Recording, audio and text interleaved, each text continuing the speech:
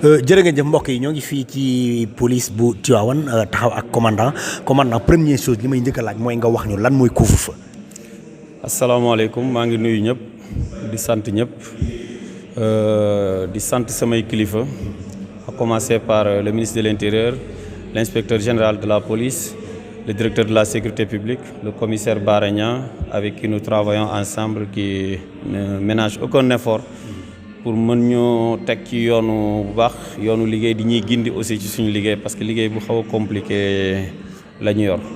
Voilà, pour ñëw ci lu ñuy wax couvre-feu dafa mel ni suite logique luy topp ci benn mesure exceptionnelle bi nga xam ne état moo koy jël muy état d'urgence. En général en cas d'état d'urgence mooy lu tubaab di wax en cas de péril imminent mooy benn jéye buy waaj a ñëw bu ñuy séntu ne mi ngi waaj a dal ci askan wi. bu naree ñëw loolu mën na tax autorité administrative bi jël mesure état d'urgence bi ci couvre-feu dinañ ci ñëw situation exceptionnelle boobu bi tax ñi jël kii bi bokk na ci péril imminent comme bi mu la wax nii mën na nekk aussi en cas de trouble à l'ordre public grave mën na tax ñi jël mesure yooyu mën na doon en cas de subversion en cas de menace sur la sécurité de l'État mën na doon en cas de terrorisme comme yi ñu xam bu situation bi demee ba jéggi dayoo mën nañu jël mesure état d'urgence bu dem ba egg ci couvre-feu état d'urgence mooy naan daanaka luy interpeller ne urgence am na danger am na ñi interpeller nit ñi mais day accompagner avec un arrêté buy jël ay mesures conservatoires yi nga xam ne ay mesures restrictives des libertés de la personne. li bu ñu nee mesures restrictives des libertés de la personne mooy mesures yi nga xam ne tey liberté ya nga amoon ci sa dund normal état bi da ciy wàññi yenn yi pour mën a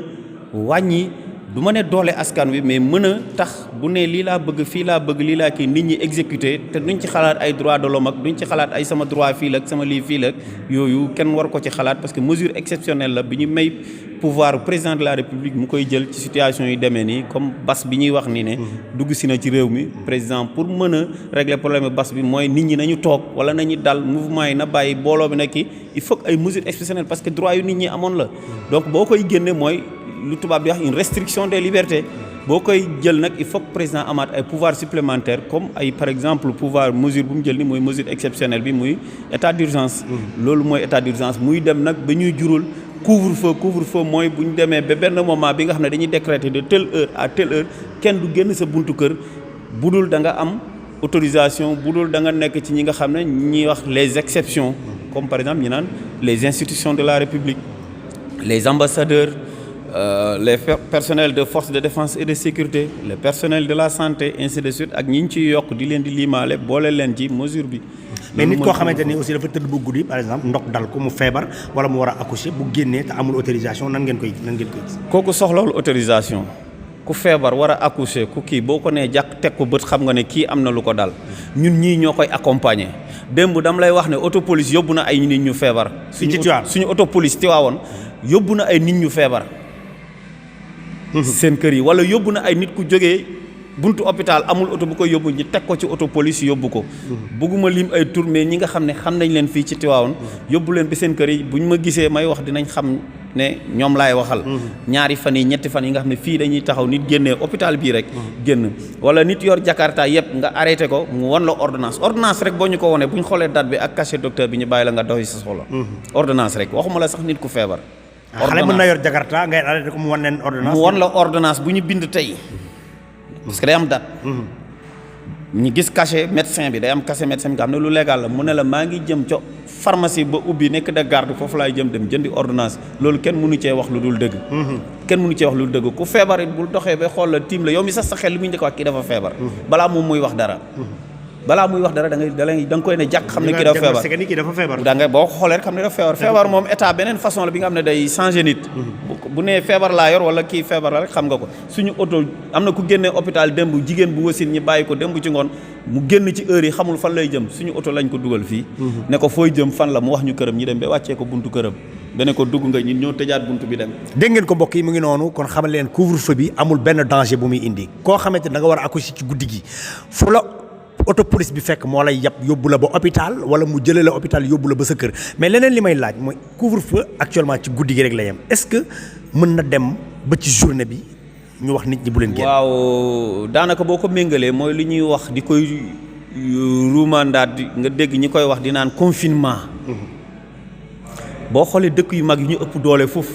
jamono ji may wax ak yow ci confinement lañ nekk. confinement mooy lan. confinement mooy ñëpp dolloo seen buntu kër yi tëj nekk ci biir kuy dox yi day doon lu am fulay lay génnee te kayit moo lay génnee même booy dem di jëndi dara ci boutique ba wala supermarché yi nga xam ne autorisé nañ leen yu ubbi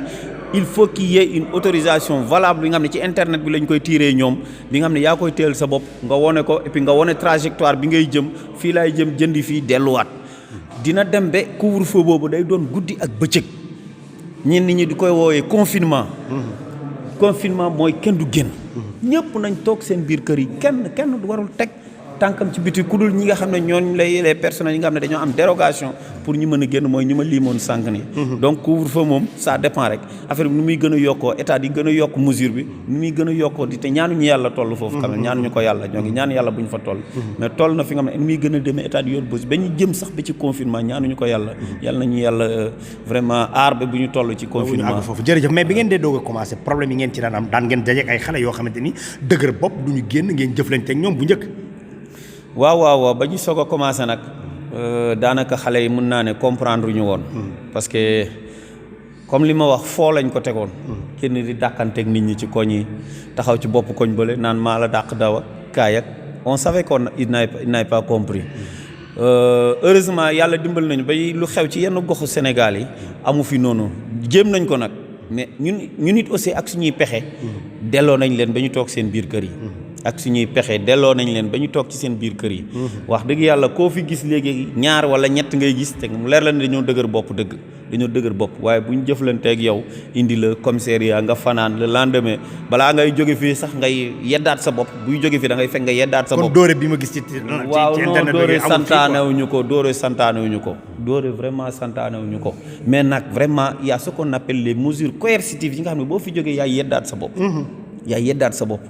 parce que boo nekkee nga xalaat sa yaay wala sa waajur sa pap wala sa mag mi ngi tëdd ci kaw lal tëj buntam yoo sonalu ko dara sonalu ko tëdd à l'aise yow nga ñëw nekk ci yenn conditions yi ci gris yi wala leneen boo yeewoo di nga yedd sa bopp. mbokk yi gis ngeen ko boo yeewoo di nga yedd sa bopp kon ngeen xam ni ñii suñu sécurité bopp lañ ñuy wutal mbokk yi dafa am mbas mu génn ci réew mi président de la République joxe ay directives. ki nga xam ne nag sentir nga sa yaram ne vraiment am nga changement. muy que ne dem nga ba sa yaram commencé nga gis muy tàng wala nga commencé tayel gis sa put bi vraiment mu mel ni vraiment lu xajam du kii mënatoo fexe ba kii sa noy yi commencé am problème sa température nga gis mu commencé kii signes yooyu boo ci gis mu doon ñaar ba ci ñett rek nee nañu toogal fa nga toog bul bouger. toogal fa nga toog am na numéro vert yu ñu jox la nga yu ñuy wootee. numéro vert yi yu bu fekkee bu police la c'est le 17. bu fekkee bu sapeur pompier la c'est le 18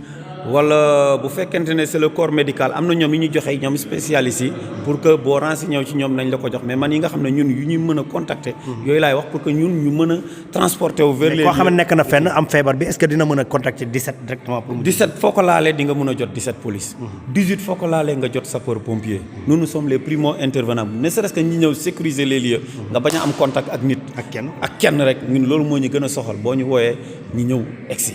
léegi nit ñi li ñu bëgg a xam mooy couvre-feu bi kañ lay jeex. couvre-feu bi parce que nag commandant nit ñi sonn nañ de xam nga am na ñoo xamante ni dañoo tàmm 2 heures du matin 3 heures du matin. ñi nga xam ne bëccëg ñoo ngi génn nag xoolal ci ñi dul génn bëccëg xoolal dëkk yu dul génn bëccëg du ñu génn guddi du ñu génn bëccëg ñun yàlla tax na bi def na nañu ne bu 6 heures du matin ñi génn 17 heures 18 heures 19 heures nga xalaat dellu sa biir kër 20 heures ñi ne la tëjal sa bunt ñun nañ sant yàlla donc couvre-feu bi kañ lay jeex yàllaa ko xam. mais président joxewul date. non joxewul date dafa ne rek jusqu'à nouvel ordre donc jusqu'à nouvel ordre on est là confiné date bu école yi war a toog ay 3 semaines ay yooyu la joxe mais actuellement ni couvre-feu bi jusqu'à nouvel ordre moom bu demee ba mat 12 jours ci lu yoon wax dafa war a dem assemblée ñu votel ko benn loi d'habilitation pour que mu mën a continuer exercer pouvoir am ci couvre-feu bi. mais bu defee 12 jours bu ko assemblée defalul benn bu ko woteelul du am. c'est caduc. c'est caduc mais yaakaar naa ne assemblée pour